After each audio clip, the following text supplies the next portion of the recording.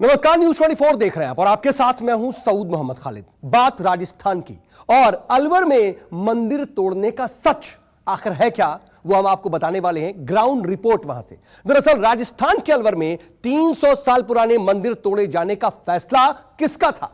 कांग्रेस के मुताबिक बीजेपी पार्षदों के बहुमत वाले नगर पालिका ने इस अतिक्रमण विरोधी कार्रवाई को अंजाम दिया। लेकिन बीजेपी कुछ और कह रही है। बीजेपी का यह दावा है कि यह सब कुछ गहलोत सरकार की कारस्तानी है।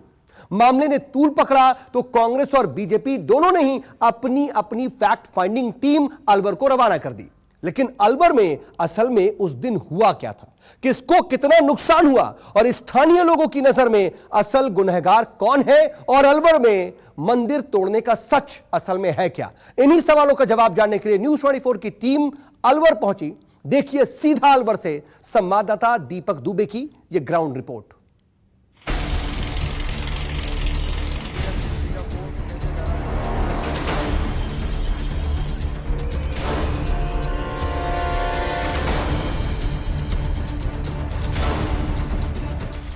भगवान भोलेनाथ का 300 साल पुराना यही वो मंदिर है जिस पर बुलडोजर चलने से स्थानीय लोगों में भारी गुस्सा है। अलवर से निकले इस गुस्से की आग ने जयपुर से दिल्ली तक पूरे देश का सियासी पारा 7वें आसमान पर पहुंचा दिया। राजनीति इसे धर्म युद्ध बनाने पर तुल गई है। अलवर में न सिर्फ दुकानों को व घरों को तोड़ा गया, बल्कि 300 साल पुराना शिवजी के मंदिर को भी तोड़ दिया गया है। हम उसी घटना स्थल पर मौजूद हैं। 17 तारीख की घटना है और आज इस पर लगातार विवाद शुरू हो चुका है। बीजेपी हो या कांग्रेस हो, सभी अपना अपना पक्ष रख रहे हैं, एक दूसरे पर आरोप लगा रहे हैं। ये मंदिर का वो हिस्सा है जहां पर शंकर जी का मंदिर था और यहीं पर पूरी तोड़ा कार्रवाई को अंजाम दिया गया है। ये यहाँ पर नाला हुआ करता था। जैसा कि यहाँ के जो मंदिर के मालिक हैं, पुजारी हैं, उनका कहना है कि नाले के 2 फीट अंदर हमारा मंदिर था और आधिकारिक तौर पर 300 साल पुराना ये मंदिर है।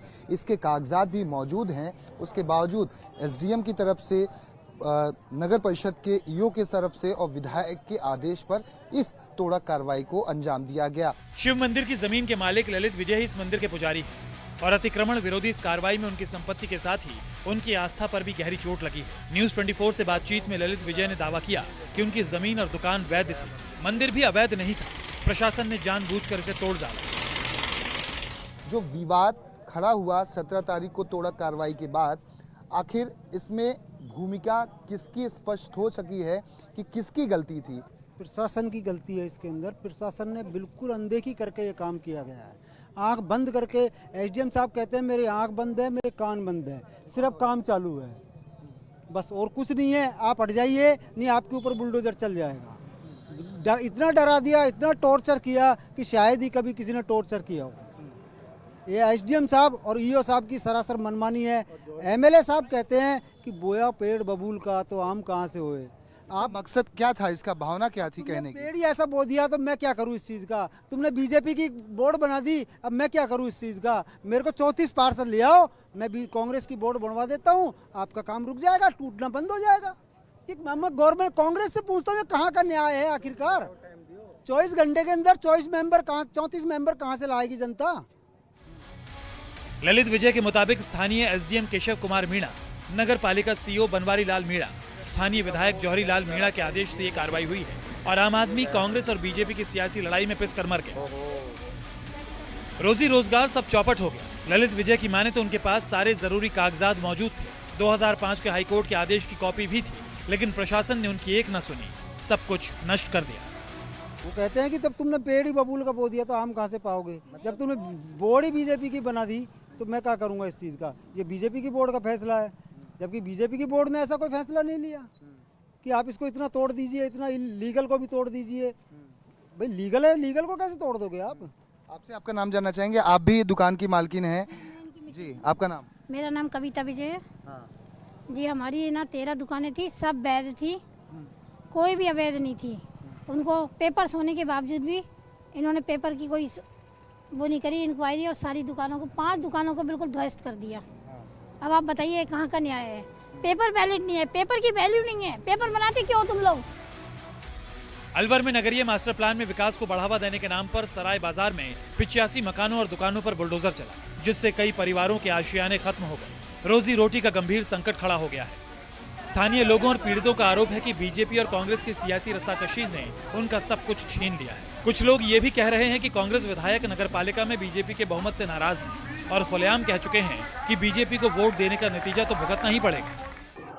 आज जो ये वातावरण किया है, जो आपको कर्मों का फल है, खोया बीज बबूल का तो आम घास से खाए। हालांकि कांग्रेस का कहना है कि नगर पालिका में बीजेपी का बहुमत है और बीजेपी पार्षदों ने सर्वसम्मति से अतिक्रमण हटाने का फैसला किया था। लेकिन बीजेपी समर्थकों का कहना है कि प्रस्ताव में सिर्फ मंदिर का छज्जा और बिजली के पोल हटाने की बात थी। दुकान, घर और मंदिर तोड़ने का जिक्र नहीं था। जो मिनट्स की कॉपी है बोर्ड की, उसमें तो इस बात का जिक्र है कि बाहरी हिस्सा जो छज्जा है उसे तोड़ा जाए, इलेक्ट्रिक पोल को हटाया जाए। वो भी आप कर उसकी सरकारी जमीन में आ रहा है, तो अगर वो उसकी जमीन में छज्जा आ रहा है तो वो नहीं हटा सकता। मेरी जमीन में छज्जा आएगा तो नहीं हटा सकता। मेरी जमीन में कोई चीज है तो नहीं हटा सकता। मेरी जमीन में मंदिर है तो कैसे हटा दिया। मेरी जमीन में दुकान बनी हुई है, उनकी शटरें देखिए क्या कंडीशन कर दी, उनकी सबको तोड़ दी गई है। वही सर, उनका घर टूट चुका, उनके गेट टूट चुके हैं, उनकी सीढ़ियाँ टूट चुकी है, उतरने के लिए जगह नहीं है उनके पास में, ना ही गेट, सोने के लिए गेट है, लाइटें बिल्कुल बंद थी। अब बताइए ऐसे में कौन रहेगा अपने, मतलब राजगढ़ को बिल्कुल ऐसा आप लुक देखिए, राजगढ़ लिखना का भानगढ़ लग रहा है। आप देखिए बिल्कुल तोड़ दिया बिल्कुल पूरी तरह से।